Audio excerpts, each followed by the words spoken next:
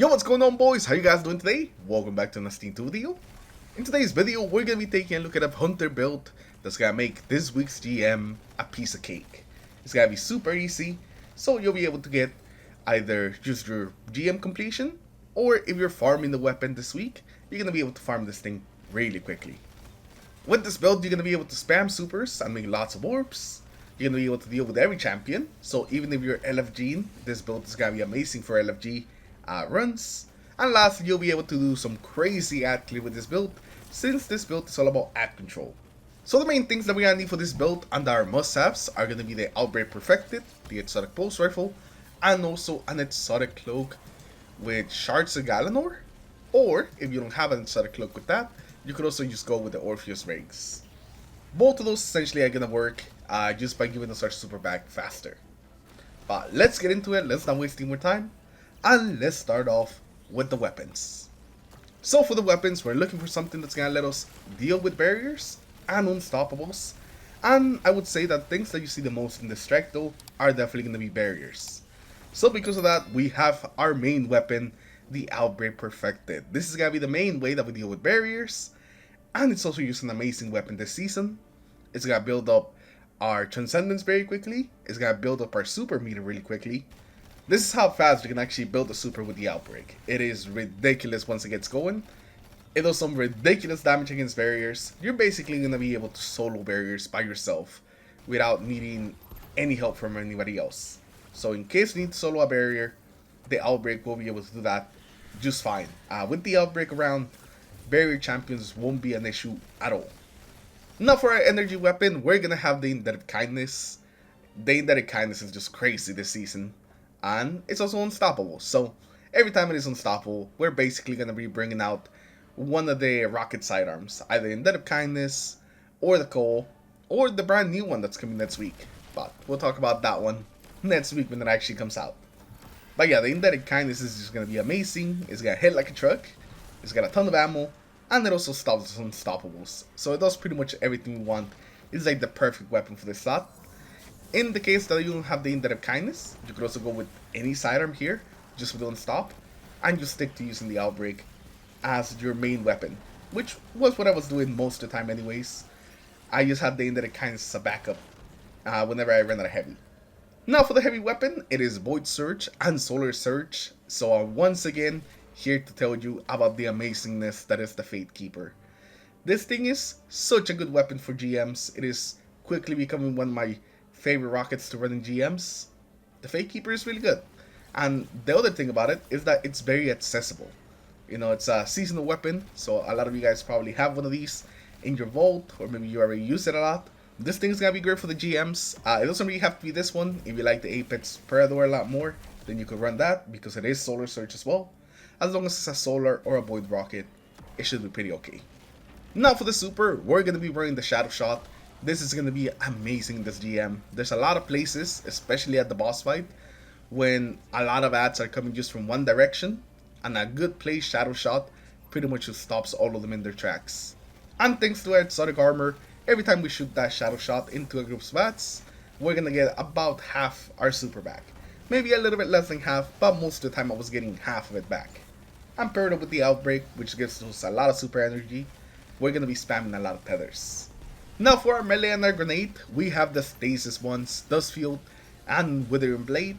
And we have these because the slow is good, the freeze is good, but also because these ones are going to be the main way we're going to get some darkness energy. We already have a ton of ways in our build to do light damage, but we don't really have that many darkness ones. So that's why I decided to go with Withering Blade and Dust Field.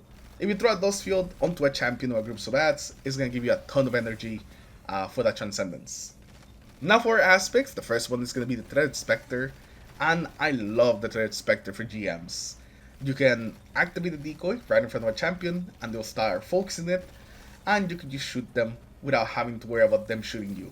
It doesn't work all the time, but it works a lot of the time. And you can also use the decoy to distract the boss in this GM as well. So if your teammate dies out in the open, you can just quickly put a decoy, while the boss focuses the decoy, get the rest, and then you're back up to having a full team up. And that's without even mentioning that the decoy also does damage and will spawn threat lanes that will hit enemies. So decoy is going to be fantastic. I love this thing. Anything that takes away aggro from you and your teammates, it's going to be pretty good. And our second aspect is going to be the classic Winter Shroud. This one's just really good for PvE. Whenever you dodge, you slow targets around you. Slowing targets increases your class ability regen, so you get the dodge back faster. And you also gain some damage resistance after dodging. So Winter Shroud is going to give us a lot of different buffs, so it's going to be pretty good. And now let's move on to those fragments. Now for our fragments, the first one we have is Facet of Grace. Whenever we defeat targets with kinetic weapons, we gain bonus Transcendence energy. And if we defeat things with our super, it gives our allies as well some Transcendence energy. This fragment is going to be great for building up our Transcendence faster, especially since we're using the Outbreak, so we're going to be getting tons of kinetic weapon kills, meaning that we're going to get Transcendence really quickly. Next up, we have Facet of Solitude. Landing rapid precision hits will emit a severing blast. This means that we can basically sever any big target where we can hit multiple precision hits without killing them. So these are going to be like majors, mini bosses, especially the champions, because once you sever them, they're going to be doing less damage to you and your teammates. So they're not as dangerous. This will also proc on the boss a lot if you shoot it with your Outbreak, so also keep that in mind. Although, you definitely won't want to be in the way of the boss at all because she's going to melt. But we're going to get into that a little later. Next up, we have Facet of Balance. Rapidly defeating targets with light damage grants melee energy, and rapidly defeating targets with darkness damage gives you some grenade energy. So this is just a way to get our abilities back a little faster. With this build, since we have so much just light damage, we're going to be getting our melee back really quickly, which is a darkness ability. Then we can use our melee and get some grenade energy from that. So everything eventually feeds into our abilities, just so we can get them back faster. Next up, we have Facet of Dawn. Whenever we do some power melee hits, it makes us radiant. This is going to pair up real well with all those melees we're going to be throwing out there, so we're always going to be radiant and having that 25% extra damage. It is really nice with something like the Outbreak. Next, we have Facet of Protection. While we're surrounded by combatants, we're more resistant to damage. This is going to give us 15% damage resistance. This works really well in the GMs, gives you a bit of extra survivability, and you can survive things that otherwise you wouldn't. And lastly, we have Facet of Hope, which is going to make it so our class ability regens faster whenever we have an elemental buff. The main buff we're going to have is going to be Radiant, so whenever we have that, our class ability will recharge faster. Now for our exotic, we either want the Orpheus Rigs or a cloak with the Spirit of Galanor on it. This is going to be so whenever we pop our tether and tether some stuff, we're going to get some super energy back. The cap is going to be 50%, so that's as much energy as you can get back.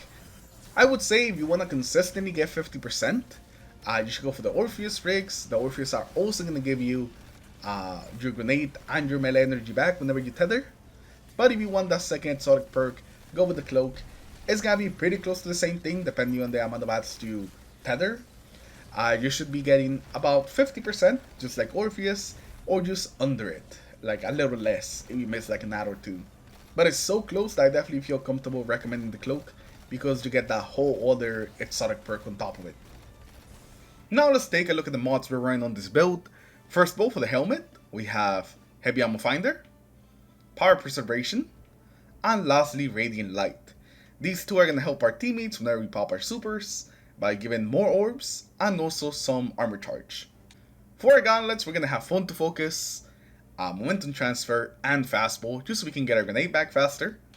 For our chest piece, we have our resistances. I have a Concussive Dampener, an Arc Resistance, and then a Harmonic Resistance, since that's like the last thing I could afford. You could actually get away with running multiple Arc Resistances. So you want to run 2 Arc Resistances or 3, you really want to push it that far, because there's a lot of arc damage in this strike, especially the boss. It will let you survive the boss a little bit longer. And this is really good against the snipers. For the boots, we're going to have Absolution, Harmonic Scavenger, and Orbs of Restoration. We're going to be able to get more rockets out of every heavy break, and we're also going to get our abilities back a little faster whenever we pick up Orbs Power.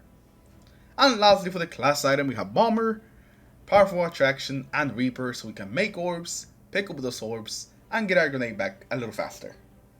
Now for the artifact, we have Elemental Siphon, Counter Energy, Radiant Orbs, Shield Crush, and Transference. These modes are going to be pretty good. They're going to make it so we get our abilities back faster, and also when we pick up some orbs of power, we also get Radiant. So that's another way to get Radiant and to constantly be Radiant. But with that, that's going to be the end of the build. That's the whole build right there. As always, I'm going to leave a link in the comments to the build if you guys want to equip it with them, and hopefully you guys like it. I feel like this one is really going to put in the work this week. So if you guys are looking for a build, definitely give it a try. And if you do end up trying it, make sure that you come back and let me know what you think about it. And if you have any suggestions for the build to make it better, also leave that in the comments below. The main thing that I want to tell you about this build is to spam those supers. A couple of times I caught myself having like a full Transcendence meter, having a full super, and I just wasn't popping them. And that should never happen. We get those two things back really quickly, so don't make that mistake. Spam those supers, spam the Transcendence.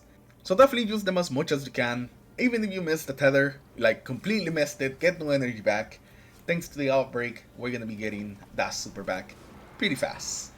So don't be afraid to use your Transcendence, your super, you're gonna get it back. But yeah, with that we're gonna end today's video. Good luck everyone out there that's gonna be getting the GMs this week. The weapon this week, the Usume, is a pretty good one. If you guys haven't checked out the video that I posted yesterday on the Usume and how it's going to become one of the best weapons in the game next week, make sure you check it out. But anyways, thank you all for stopping by today and watching the video, and I'll see you guys in the next one. Peace.